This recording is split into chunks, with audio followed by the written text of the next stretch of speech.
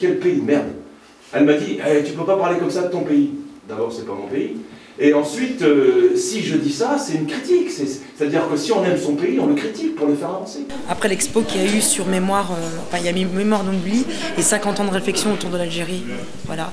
Donc je tenais à effectivement faire participer les gens de la vie des Algériens ou d'origine algérienne qui ont écrit eux-mêmes leurs textes pour la plupart et qui ont aussi improvisé. Alors ils n'ont pas été payés, ils sont venus bénévolement, ils sont investis dans le projet.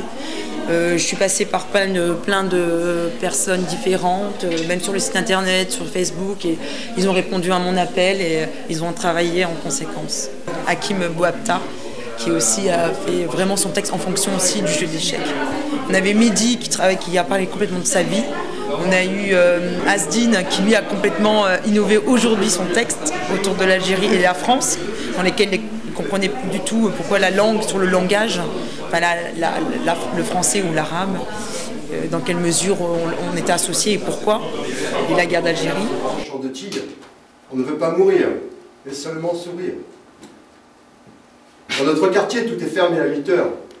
Nous les jeunes, on s'emmerde. On a tout filmé pour en faire une installation vidéo, hein, comme on en trouve dans les centres d'art ou dans les galeries, pour aussi représenter par 2 écrans ou une monobande. Donc ça c'est resté en mémoire. Voilà. Déjà ça c'est important parce que ça fait partie de mon travail. Je filme en direct chaque plan, en gros plan, chaque personnage qui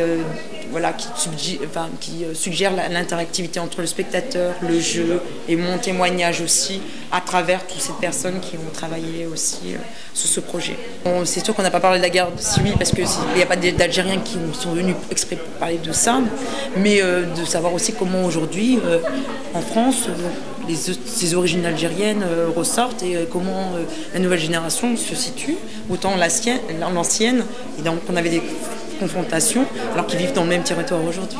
Et c'est encore un problème, je pense, à encore étudier, à repenser, à analyser. Voilà. Et c'est une ouverture aussi.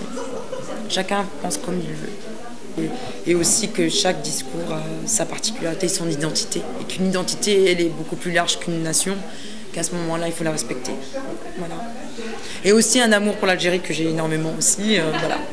Je suis fier de mon père qui est mort pour libérer les assassins, les criminels. Vive l'Algérie!